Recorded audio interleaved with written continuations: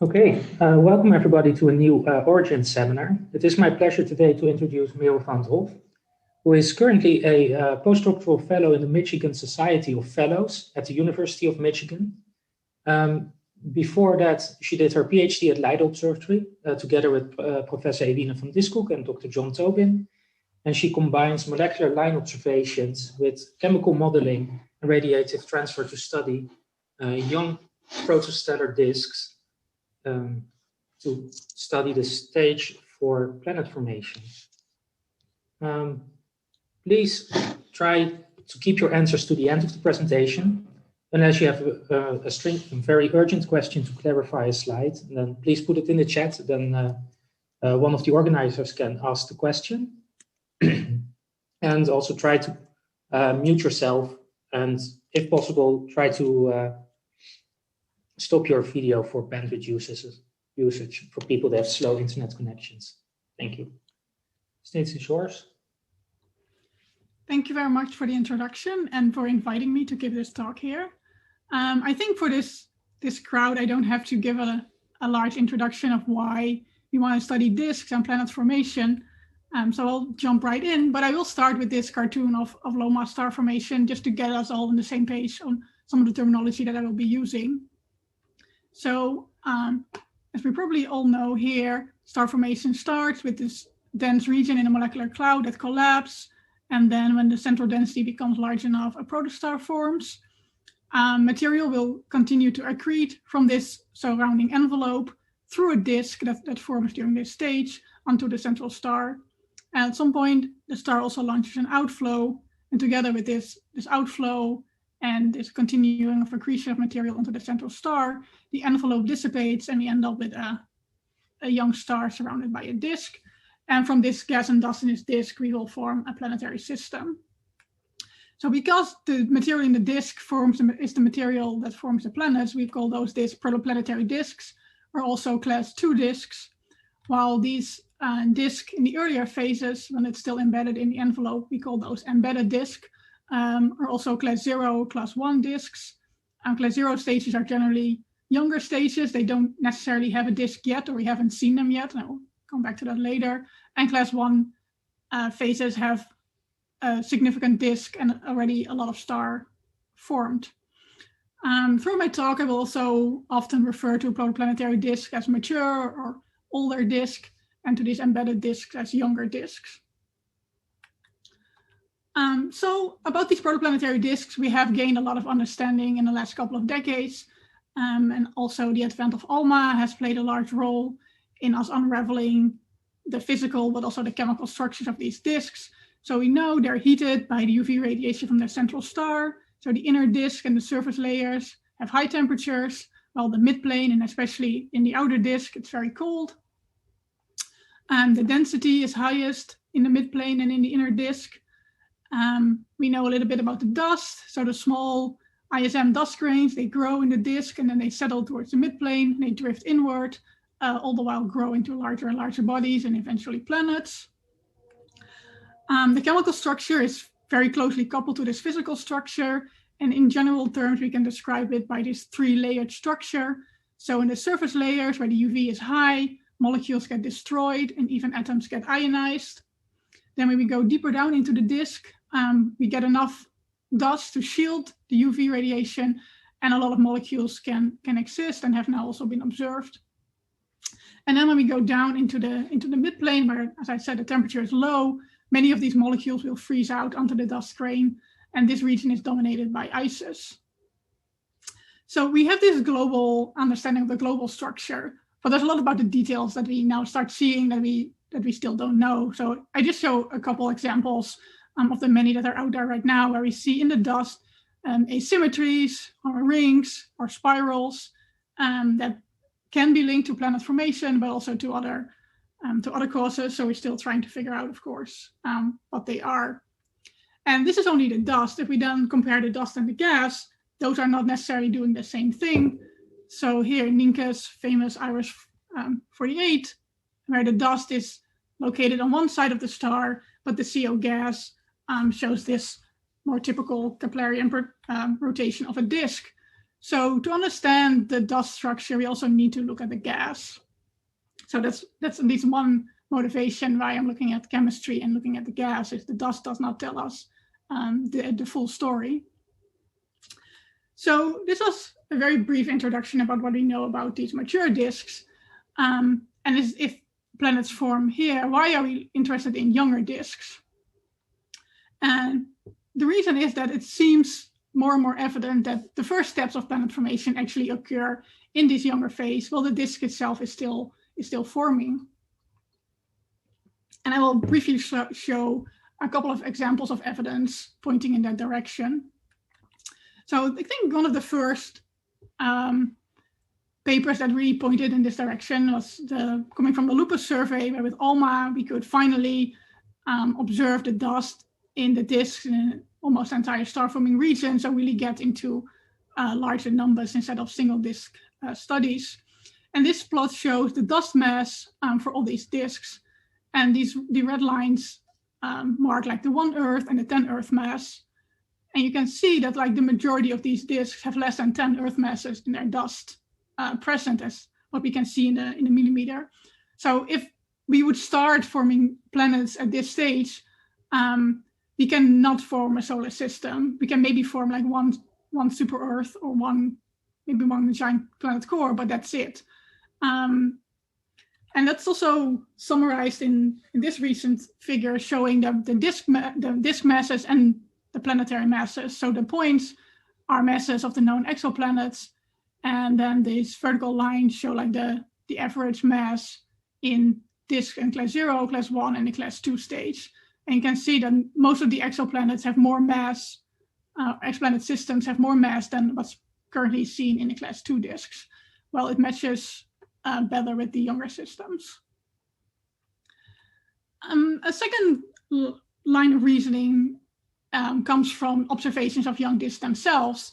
And this is the first ALMA large baseline campaign image from HL Tau, showing these beautiful rings and gaps, which could be explained by forming planets. HL Tau is already old for an embedded disk, but recently, even in very, very young disks, we start to see these rings and gaps, suggesting that planet formation may already start very, very early on when the disk is just starting to form. This is another example, not from the dust, but also from the gas. This is another disk where we see the 13CO in green and the C18O in blue, surrounding the millimeter dust. The best way to explain these observations, so the missing emission from CO from the center, is because the dust has grown to larger sizes, and it's therefore blocking the emission of the CO gas. And the dust has to have grown beyond ISM sizes already in this young disk stage. So another example of dust actually already growing early on. And the third example that I'm showing is from our own solar system. And based on the composition of meteorites, we can divide meteorites into two groups. And one is mostly seen in the inner solar system and the other one in the outer solar system. And to explain why these populations haven't merged, Jupiter's core has to form very early on, before the solar system was like 1 million years old. Although there has been a recent paper showing a method that doesn't need Jupiter to form very early to still have this dichotomy. So I think this is still very much work in progress, understanding also our own solar system. But I think taken together, all these lines of evidence point towards that these young disks already start to have grain growth and start already the process of planet formation. And therefore, if we fully want to understand how planets form, we also have to look at these younger disks, and we cannot just rely on what we know from these mature protoplanetary disks. So a little bit about the history of studying embedded disks. Because they are embedded in envelope, they are much harder to study than the protoplanetary disks. And before we could resolve these disks at less than an arc-second resolution, basically we could derive their presence from looking at the UV points.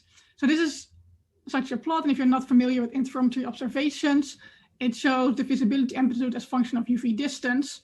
But the main thing that I wanted you to get away from this point is that if you just have a spherical envelope, you would expect your points to lie along this dotted line. But you can see there's some excess emission over here, and you can get that if you have a disk present. So if you make a model of a disk embedded in an envelope and you make predictions for your observation, you would get this solid line. So just by this excess of emission at longer baselines, you can infer that it's not simply an envelope, but there should be a disk. Well, now with ALMA and also the VLA and the SMA as well, if you have if you have a large disk, we can now resolve these disk-like structures. And here I'm showing an example, and you see all these resolved structures in the dust, showing that there is a compact component, which is most likely a disk. So to know if it's actually a Keplerian rotating disk and not just maybe a flattened structure that has a more like infall velocity profile, we have to look at the gas. And this is one of the first examples where we found a Keplerian rotating disk still embedded in its envelope. It's VLA 1623. So here I'm showing just the moment zero map of the C18O emission with the blue shifted emission over here and the red shifted emission over here. So you can already see the rotating pattern, but just based on this, you don't know if it's really a Keplerian rotation or that it still has some infalling component. And we can better look at this by making a so-called PV diagram, position velocity diagram. And I found those pretty hard to read, but I will walk you through how we construct these diagrams. So basically what we do is you take one line, if you want to see if it's a disk, it's along the major axis of the disk. And then for each point, so for example, we take this point, that corresponds to this line in the PV diagram. So for this point, you basically plot the spectrum that you get for all the velocities. And then you can fit this with either an infall model, so that's the green line, or you can do it with a Keplerian model with different stellar masses in this case, so 0.1, 0.2 solar mass.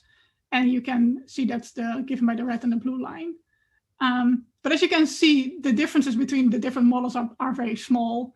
So it means you need very high quality data, very high spatial resolution, very high velocity resolution as well, to really distinguish whether it's an infalling envelope or a flattened structure or really a disk. So again, this is another reason why we cannot only look at the dust, but we also need to look at the gas. And that means that we need high sensitivity, high resolution observations. So we know this global structure of these protoplanetary disks, but these younger disks are also important. But unfortunately, we don't know a lot about their physical and their chemical structure, just because they're embedded and therefore that's much harder to study. And it's basically that ALMA has opened that avenue yet. So we're still very much exploring what these younger disks looks like. So, and one way to study these younger disks and both their physical and their chemical structure is by using snowlines. So a snowline is the midplane radius at which 50% of a molecule is frozen out onto the dust grains, and the other 50% is still in the gas phase. And because we have this radial temperature gradient in the disk, we also get a sequential freeze out of molecules. If we go from the star and the temperature cools down, water is one of the molecules to freeze out first at around 100, 150 Kelvin. And then when we go down all the way to the outer disk, and the temperature drops below 20 Kelvin, also CO and N2 start to freeze out. So this radial gradient in molecules is important for understanding the composition of planets that we get, because in like very simplistic picture, where your planet accretes its solids and its gas, it's going to determine its composition, just because molecules are present in the gas and in the ice at different locations. And this is just the famous Karen-Ilbergs plot from 2011, showing the C/O ratio in the gas and in the ice changing just because molecules freeze out. So depending on where, for example, a giant planet accretes its gas, it will determine its C/O ratio in the most simplistic picture. So this is also important if we want to understand the formation of complex organic molecules that may be a precursor to life, because many of those molecules form from CO ice. So if you still want to have the formation of those molecules during the disk phase, you need to have CO ice. And if you don't have any CO ice anymore, you have to inherit all your molecules from previous stages. And if we want to observe those complex molecules in the gas phase, the temperature has to be higher than roughly 100, 150 Kelvin, because most of those molecules have desorption temperatures roughly similar to water. So only in this inner hot region, we can see them in the gas phase. Third reason snowlines are important is also because the formation of planets themselves, especially the water snowline, and I won't go into details, but one of the reasons is that outside the water snowline, you have these icy coated grains that can coagulate and trigger the streaming instability, while inside you have these bare grains that are more prone to fragmentation. So you grow planets efficiently around the water snowline. So basically what this sums up is that the disk temperature is very important for planet formation. It also determines whether the disk is gravitationally stable or not. And a way to probe this temperature is by using snowlines. So if we can locate these snowlines in the disk, we have a rough idea of their temperature structure. So for the remaining of my talk, I will discuss first the CO snowline, and then I will discuss the water snowline. And in the end, I will discuss even higher temperatures close to the star. So let's start with the CO snowline, because this one is relatively far away from the star.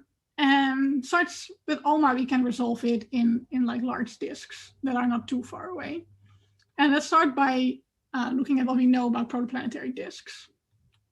So even though this snowline is located quite far away from the star, so we can resolve it, because CO is so abundant, the emission is generally optically thick, which means it comes from this surface layers of the disk, and therefore it blocks the midplane. So we cannot see where the midplane snowline is actually located.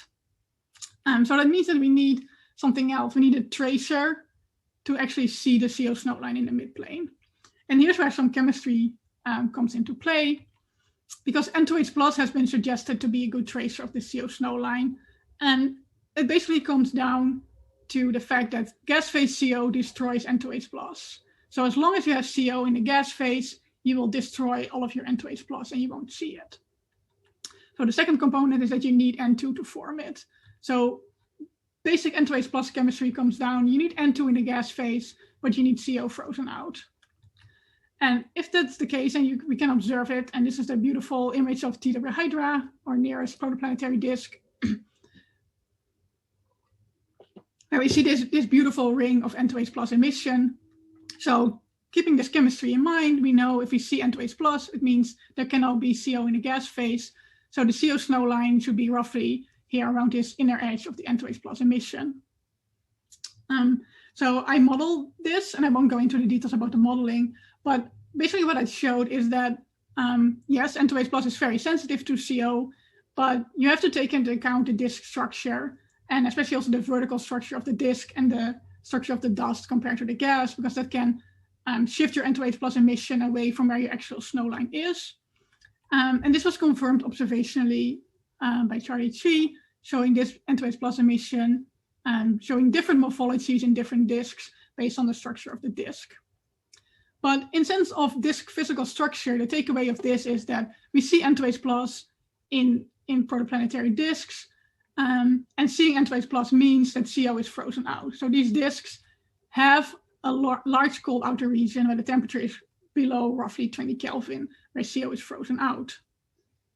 So now we can ask, is this the same in these younger disks? And we have reason to believe that it's not the case. So this is a little bit of a busy plot, but it shows the location of the CO snowline as function of mass accretion rate. And roughly, the older the disk, the lower the accretion rate onto the star. So on this side of the plot, we have more the mature protoplanetary disks, and on this side, we have the younger embedded disks. And as you can see, for higher accretion rates, so probably younger systems, the CO snowline is located at much larger radii than it is for mature disks in these models, even outside of the disk. So we set out to test this observationally, and we started with archival ALMA data for L1527. So L1527 is an edge-on embedded disk. So this is a cartoon showing the structure. So it's edge-on. We have the blue side on the south and the red side on the north, and it's surrounded by envelope.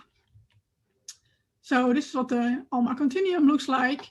And our first sign that this disk is indeed not the same as these protoplanetary disks is that N2D+, which is the deuterated form of N2H+, was not detected. So suggesting that there was enough CO in the gas phase to destroy all the N2D+, so that we don't see it.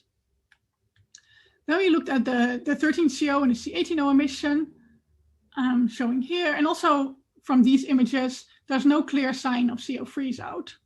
Well, how do you know? What would you see if there was CO freeze out? Well, you would expect something like this. V-shaped emission with CO emission coming from these surface layers and not from this cold midplane. So yeah, we would really expect a V-shaped pattern. And we have seen such patterns for protoplanetary disks. For example, here where the CO is beautifully coming from these surface layers, where there's in the midplane, there's no CO emission because it's frozen out. So we don't see that immediately in these images, suggesting that L1527 doesn't have a lot of CO freeze out. But when I give this talk in person, there's generally somebody raising their hand at this point saying, yeah, but your disk is embedded in an envelope. How do you disentangle your disk from your envelope emission? And that's a very good question. And the way that we can do this is by using the velocity information that we have. So I'm going to show that in this cartoon.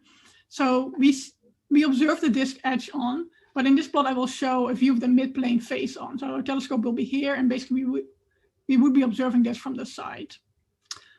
So the disk itself is Keplerian rotating. And for the envelope, we assume an infalling rotating velocity profile. But the key thing here is to see is that these darkest colors, so the highest velocities, occur only in the disk and not in the envelope. So if we look at our highest velocity channels, we will see only emission coming from the disk, and we won't have any contamination from the envelope. So we can also use optical depth at intermediate velocities, because you can see if your emission is optically thick, you will see envelope in your red-shifted emission, but on your blue-shifted emission, you might see the disk if your emission becomes optically thick already in the disk. So there's something to play around as well. So with these observations for L1527, there were only one blue-shifted and one red-shifted channel that had high enough velocity that we were confident that there was no envelope contamination.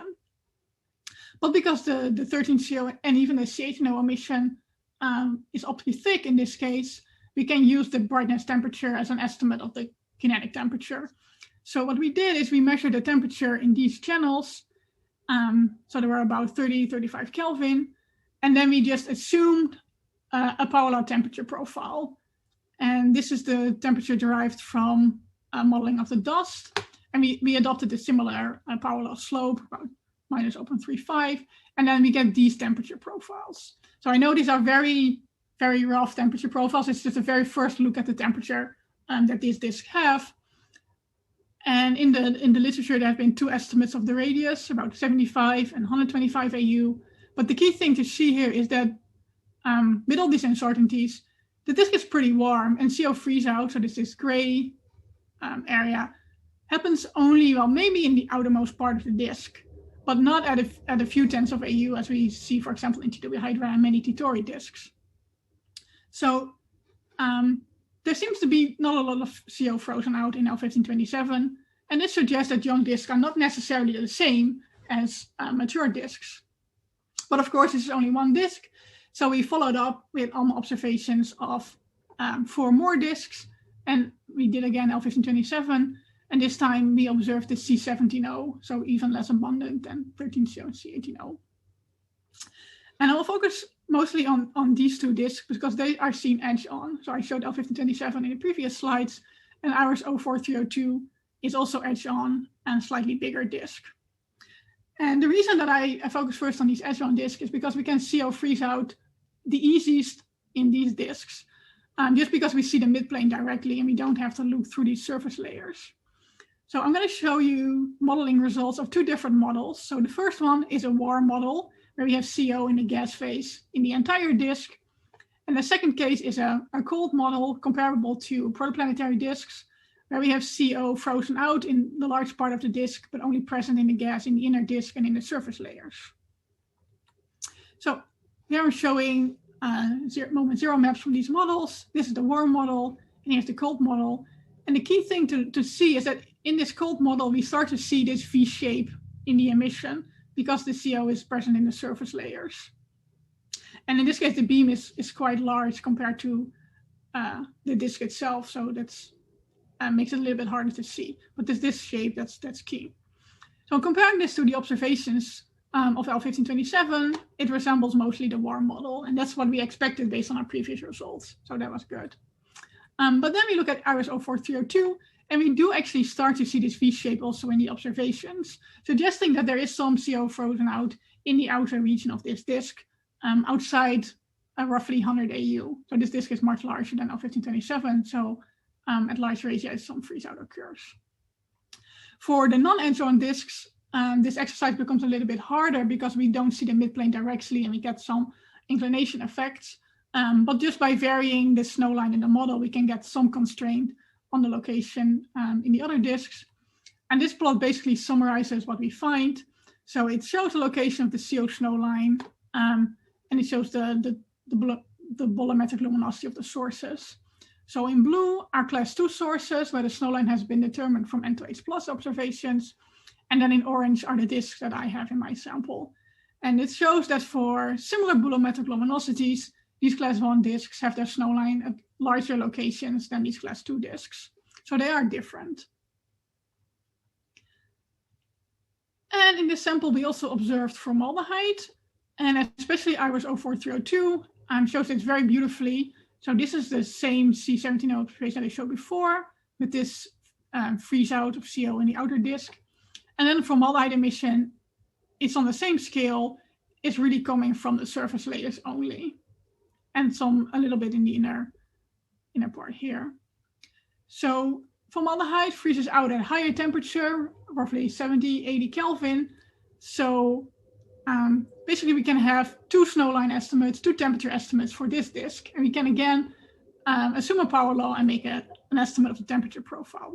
So that's shown in this plot. So yellow is again what I showed before for L1527. And then in orange, we get the profile from IRIS 04302 using the CO snow line and the formaldehyde snow line. And they're pretty similar, especially given how rough estimates these are, sorry. And again, the key takeaway is that compared to the temperature profile for TDW Hydra from Camber's work, which is an upper limit for the midplane because it's measured in surface layers, it's much lower than we see in these class 1 disks. And compared to a younger system where we don't really see a disk yet, they are much colder. So it seems to be that there's some temperature evolution going on if you look at, this very small sample of sources. But I think that, the key takeaway is that these younger disks seem warmer than their mature disks. And it's not only seen in my work. I forgot to mention this recent paper by Daniel Lin. He looks at another class 0 disks, and he finds also that the disk is too warm for CO freeze out. So these young disks are not necessarily the same. Then shifting gears to the water snow line. This one is located at much smaller distances, only a few AU for sun-like stars. And observing water is, of course, made more difficult due to our atmosphere. So we have to look at less abundant isotope log of H218O, which makes water observations in disks very hard. And we haven't had any resolved water observation, warm water observations in protoplanetary disk yet. So maybe the best approach is again to use a chemical tracer that's more abundant and reacts to the presence of water in a gas phase. I will test this in protostellar envelopes because they are much warmer. So the snow line is located further out and they have a simpler geometry. They're more spherically, roughly. So those are good candidates to test a chemical tracer. And in this case, HCO plus is suggested to be a good tracer, again, based on similar chemical arguments as that we use for Entourage plus, but now HCO plus is destroyed by gas phase water. So as long as we have HCO plus, as long as you have water in the gas phase, we won't see HCO plus. And in this case, we need CO to form it. So as soon as CO starts to freeze out completely, we'll probably also lose our HCO plus. So it will be in between. So we need CO, but we don't need water in the gas phase. And these are NuEMA observations of IRIS 2A, where I show here in color the H13CO plus emission peaking offset from the continuum. And these are the continuum emission in white contours. But most critically, it's offset from the water emission that's shown here in blue. And the fact that we don't see a ring is partly because of the configuration of NuEMA. If you make a ring-like model and you convolve that with the NuEMA configuration, you get two peaks. And we might not see the peak here because there's some water present in the outflow. So that would explain it. And this is just a cut through showing more clearly that the H13CO plus peak and the water peak are not coinciding. We followed this up with ALMA,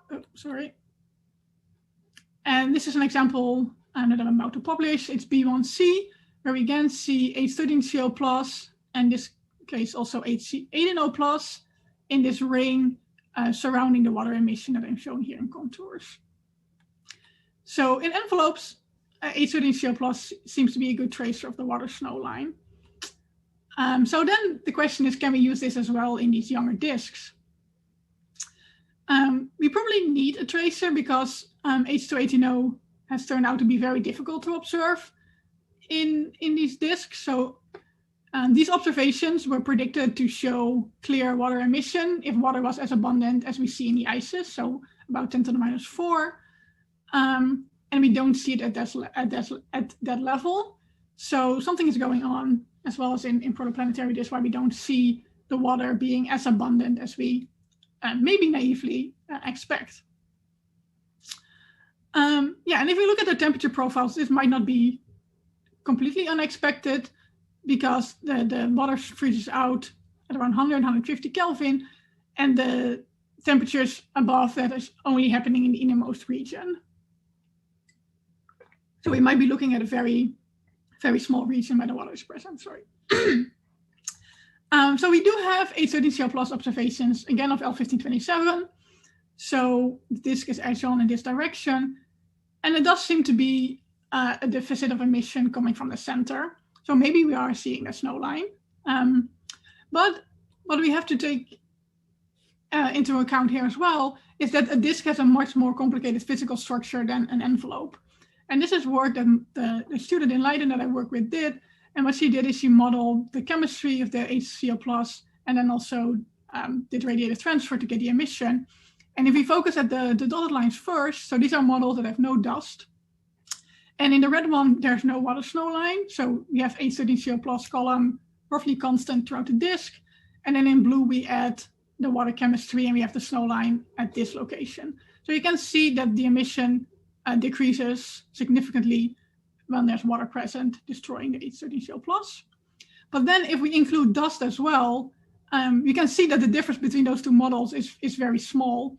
So in this case, yes, the water influences the H13CO plus emission, but there's also effects of the dust optical depth that make it hard to disentangle the effect from the water. And there is also an excitation effect that makes that H13CO plus peaks always at larger radii and not on source, even if it has a constant column density. So this shows that in disks, using H13CO plus is a lot harder. So we have to be careful when we interpret this emission in L1527 immediately as a snow line. We would need to do more work to make sure that it's the case. So to avoid the problem of dust being optically thick, we might go to stars that are undergoing accretion burst. Because during such a burst, the stellar luminosity increases and the snow line is shifted outward. So we have the snow line at a larger radius where the dust is less likely to be optically thick. and it's easier to resolve. So these might be ideal candidates to study the snowline in disks. And a snowline location has been proposed for one of these disks, 43 Ori, by Chase et al. In 2016, based on the dust continuum. So what they see is this very bright inner disk, and then there's this kind of jump to a much shallower profile in the outer disk. And they explain this with some of the dust physics related to the freeze out of water, and therefore they propose that this is the water snowline. Rings have been suggested to be caused by snowlines before. For example, for H. Tau, those rings kind of match with major snowlines. But we also see a lot of examples now where snowlines and dust rings do not match. So this is one example of a very large disk with rings very far out, while the CO snowline, which is one of the snowlines most far out, as I showed before, would be expected here. So these rings are not located with the snowline, and thus the surveys being done all seem to have this similar conclusion that snowlines and rings are not necessarily related. So to locate the snowline in 43 Ori, we also need to look at molecules. So we detected methanol serendipitously in John Tobin's Van Dam survey, where we observed basically the dust in all of the Orion protostars. And we also detected methanol. So in color, it's a C18O, and the contours are in methanol. So blue is blue shifted and red is red shifted. For comparison, this is the 40 AU snowline location predicted from the dust, but our methanol extend much further out to about 120 AU. So since these observations were not made for methanol, so it was very weak, we couldn't really tell whether the methanol emissions coming from the surface layers or whether it's really the midplane. But it does suggest that maybe the snowline is further out. So using newer ALMA observations, my student looked into this a little bit more, and here she plots the methanol in comparison with HCl+. And since we expect methanol to be in the gas phase inside the water snowline, this kind of suggests that HCl+ is tracing the water snowline, with methanol being more inside the water snowline. And then if she uses a model with different snowline locations, so this is a little bit busy plot, the blue one shows a model with the snowline at 47 AU, so roughly as predicted by the dust, but models with the snowline further out, so I think somewhere between the orange and the green, so around 100 AU would be a better fit to the data. So it seems that the snowline is located further out than what's suggested on the dust. And something that we also have to keep in mind here is that this source is outbursting, and it used to be even brighter a couple of decades ago. So when the luminosity goes back, the temperature reacts immediately. So it could be that 40 AU is consistent with 100, 150 Kelvin based on the current luminosity, but the chemistry takes much longer to react. So the chemistry, the snowline that you measure based on, for example, HCl+, could be further out and could be consistent with the higher luminosity that it had in the past. And because we can see the water snowline, it means that in this disk we can see many complex organics. So this was only 1 minute with ALMA, because the observations were not made for this type of observations. But it just suggests that if we want to study complex chemistry in disks, we have to go to these outbursting disks, because there we can see it. So that basically summarizes this section. You can use H13Cl+, especially in envelopes. In disks, it seems to be harder. But in those outbursting disks, we may be able to do it. And then we can see these complex organic molecules. So for the final part of my talk, I want to talk about the Sooth line. And that's related to, so this is not really a snow line, but it's a line where carbon grains get thermally destroyed. And it relates to our own Earth carbon deficit. And as this plot is going to show, our own Earth is very much depleted in carbon. So compared to the sun, comets have similar carbon to silicate ratios, as we would expect if they form from the same material. But our own Earth is down here. So this is the bulk silicate Earth. There's some uncertainty because we don't exactly know what's present in the core, But even with generous upper limits, it's still down here, so 2 orders of magnitude lower. And we see also this in meteoritic material, and there's a trend with the distance where they are located. And this is an upper limit for Venus. So what this plot is suggesting is that these inner solar system bodies are at least 2 orders of magnitude depleted in their carbon compared to the sun and interstellar grains and comets. So what this suggests is that carbon-rich grains must have been destroyed in the inner solar system when planet formation happened, such that carbon was present in the gas phase and not in solid form, and could not have been accreted onto these rocky bodies. We can place several constraints on the processes responsible for this. First of all, it must leave silicates intact, because silicate is not depleted for example, in our Earth and these other bodies. And it must happen early, before or maybe during the formation of planetesimals, just because it's much simpler to destroy something small than it is to destroy like kilometer-sized bodies. And several mechanisms have been suggested in the literature: oxidation with OH molecules, oxidation with atomic oxygen, photolysis with UV photons. But although the current models show that none of these mechanisms is effective enough to deplete the carbon to the level that we see in our own Earth. So another method that has been discussed in the literature is thermal sublimation of these carbon grains at the so-called South line.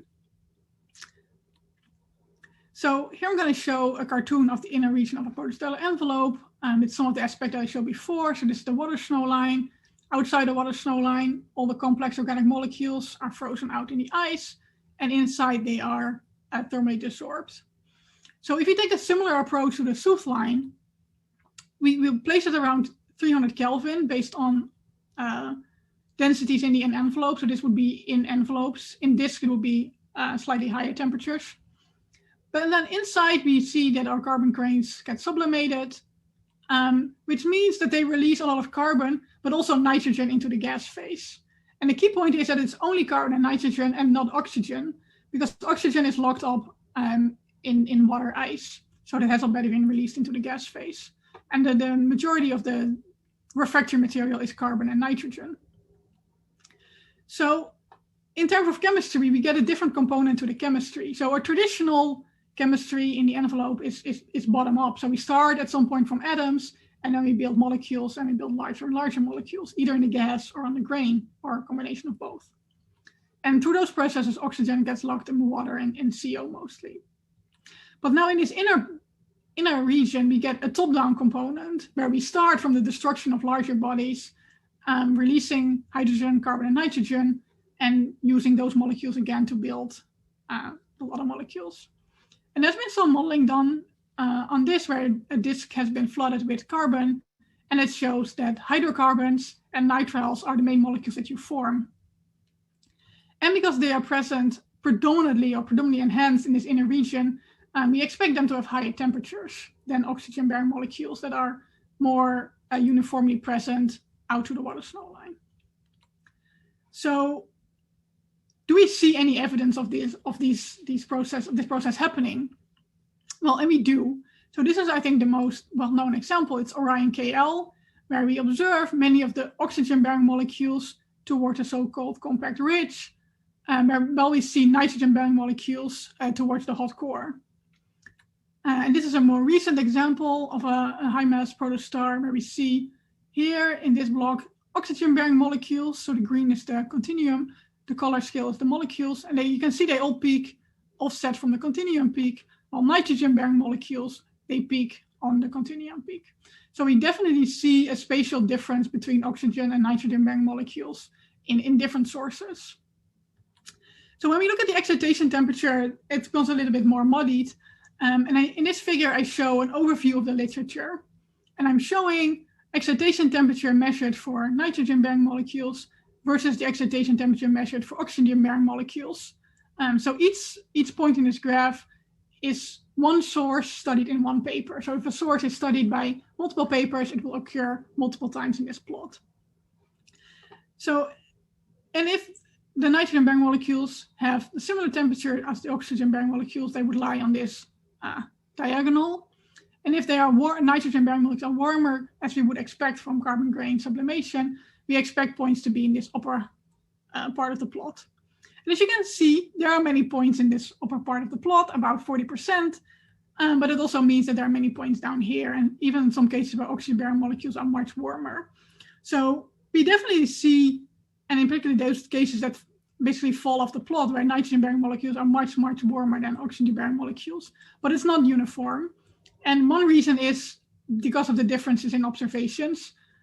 So some sources have been observed several times, and there's a large scatter as well in this entire range. So different studies have different resolution, observe different lines, different molecules, which creates a non-homogeneous data set. So it's hard to say whether this spread that we're seeing, if that's actually evidence for not seeing carbon grain destruction, or whether that's just showing the diversity in observations. There might also be a physical explanation, and that's again related to the burst nature of protostellar accretion. So we expect accretion not to be a smooth process, but instead happen in burst, and that changes the chemistry. So this is the cartoon of basically the pre-burst states where we have the water snowline and the soot line. But then during a burst, both of them shift outward because the temperature increases. So this would be basically the ideal stage to observe in, because we would see the soot line at the largest radius. But yeah, because we don't know per se if we're looking at this stage or not. Then after the burst, the star goes back to its normal luminosity, the temperature goes down again, but the chemistry needs time to react. So anything that's been released from the dust grains into the gas needs time to freeze back out. And these nitrogen-bearing molecules that have been formed, they will just stay in the gas phase as well. So in this case, we also might still be able to very easily see an enhancement of nitrogen-bearing molecules, but the temperature might be, difference might be harder to see because the hot inner region is much smaller than the extent of the nitrogen-bearing molecules. Then finally, when we go back to fully quiescent, so the chemistry has reacted, molecules freeze back out according to the temperature, and then it basically depends on how strong was the burst. So how far did you shift everything outward? So my example, the soot line kind of remained just inside the snow line, but if it had shifted outward, there would have been no signal at all anymore. So in this case, nitrogen and oxygen-bearing molecules have similar spatial extent and also similar temperatures because they have the same spatial extent. So that's maybe a pretty complicated story, but the main thing is that basically just because we have protostars go through this phase of accretion burst, it affects the chemical structure. And it may be that this scatter in this plot is just a reflection of us seeing protostars during different phases of their evolution. And that's something that we have to look into. So yeah, if this process is happening, we expect to have an overabundance of nitrogen-bearing molecules and have those nitrogen-bearing molecules have higher temperatures. So that brings me to the conclusion of my entire talk. I'm looking at young disks, and I think we should look at young disks because they provide the initial conditions for planet formation. We can look at these disks, it's harder, but using velocity information, we can disentangle disks from envelope emission. So we should definitely try that. Because we do see, if you look at snow lines to disentangle their physical structure, we can do that most easily with chemical tracers. So Entourage plots for the CO snow line, H13 CO plots for the water snow line. If you take some chemical effects and the disk structure into account, we can use those tracers to locate the snow lines. And using that, we see that conditions in young disks can be different from those in older disks. So yeah, I think we need to see now, if you put those different conditions into planet formation models, how much the effect actually is. But I think taking protoplanetary disk conditions as initial conditions for planet formation is not entirely correct. And especially for CO, we don't see COIs in the inner 100 AU of these young disks, in contrast to protoplanetary disks. Then if we want to see complex molecules, we probably have to go to disks around outbursting stars, just because the area where they're present in the gas phase is larger. And then a little bit of an outlook and some open questions. One question, for example, is when do disks become cold enough for CO to freeze out? Does the envelope have to dissipate fully before that to happen, or does it already happen early on? and what does that mean for planet formation? Then where's the water snowline located in these young disks, and how does it relate to the structures that we see in the dust? Because if we can trace it with dust, it's much easier to observe than if we need molecules, but I don't think we have a one-to-one agreement in that. Of course, what's the chemical complexity of the planet-forming material? We start to see complex molecules in 53 Ori, but I think we need to see that in many more disks and compare that to envelopes to understand the chemical evolution. And then finally, do we see signs of this carbon grain destruction? So is that the process responsible for the low carbon content of our Earth? And that was it. And I'm happy to take any questions that you have. All right, thank you so much, Merel. If you have questions for the speaker, then you can either use the raise hand feature to ask your question live, or you can put the question into the chat and then I will read it out. And we have a question from Heis in the chat, which says, great talk. In the first object you showed, do you have an explanation for why the temperature stays above 20 K in the entire disk? Is this due to stellar illumination, viscous heating, outbursts, or some other source of energy? Yeah, thank you. So I think there are multiple factors that come into play. The first thing is that I showed based on models of accretion is because the accretion is higher, just the viscous heating is higher, and based on that we expect them to be warmer.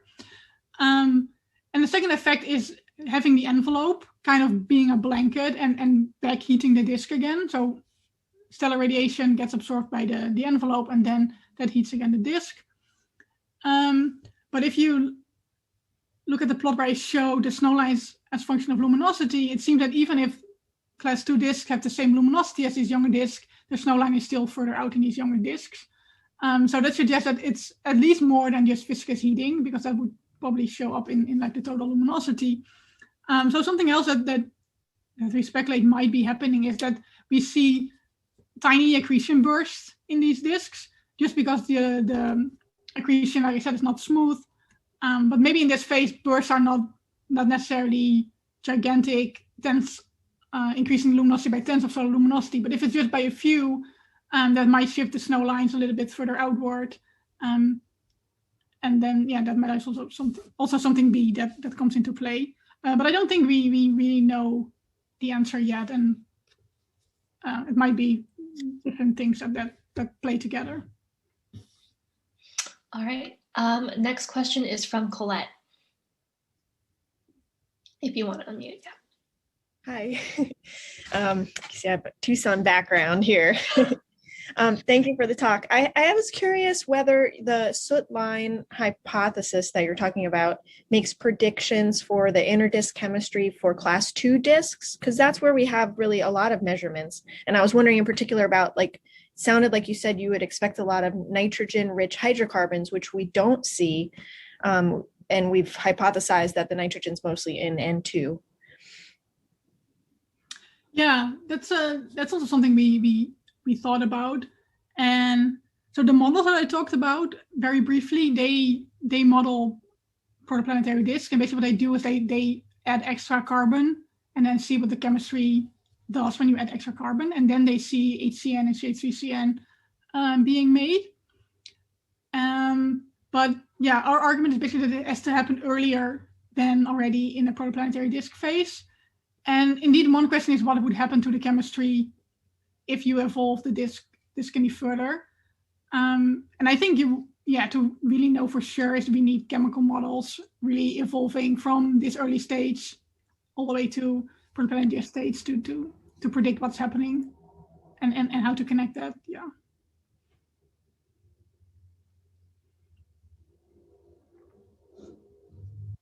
All right.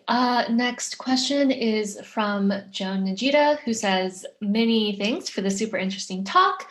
Just a comment, a preliminary measurement of a water snowline in a non-bursting T-Tori disk at a few AU was reported by Cardall 2018 with all data. Also a question, When comms are released into the gas phase inside the water snowline, to what extent will they be preserved or destroyed / enhanced by the warm gas phase chemistry? Yeah, thank you. Yeah, thank you for pointing out the snowline estimates. Yeah, some have been made based on unresolved infrared observations. That's definitely true. We haven't resolved any observations yet.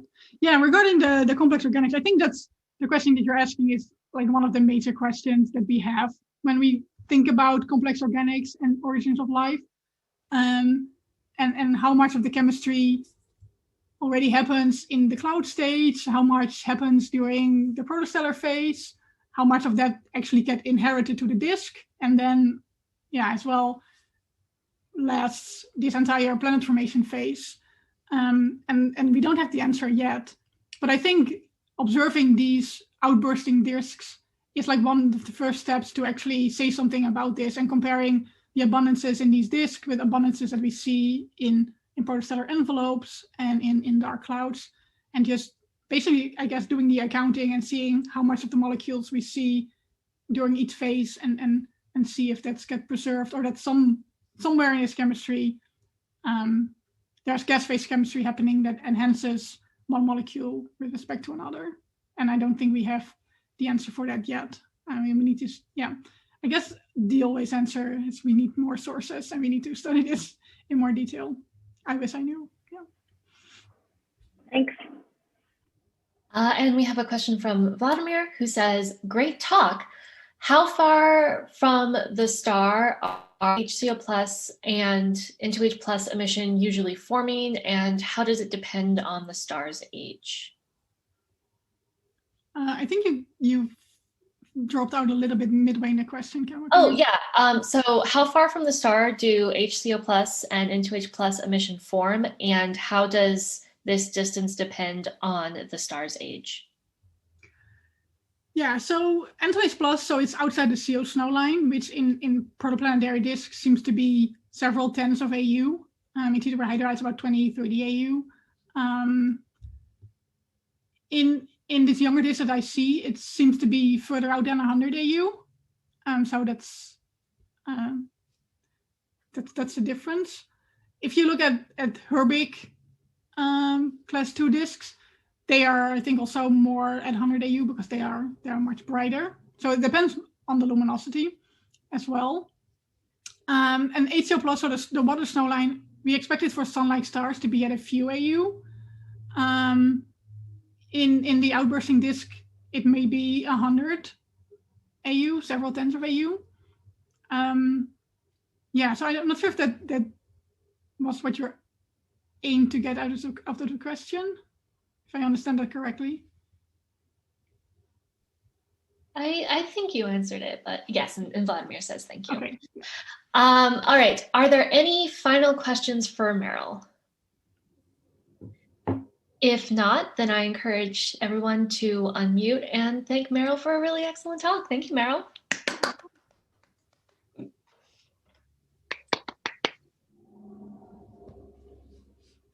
Thanks so much.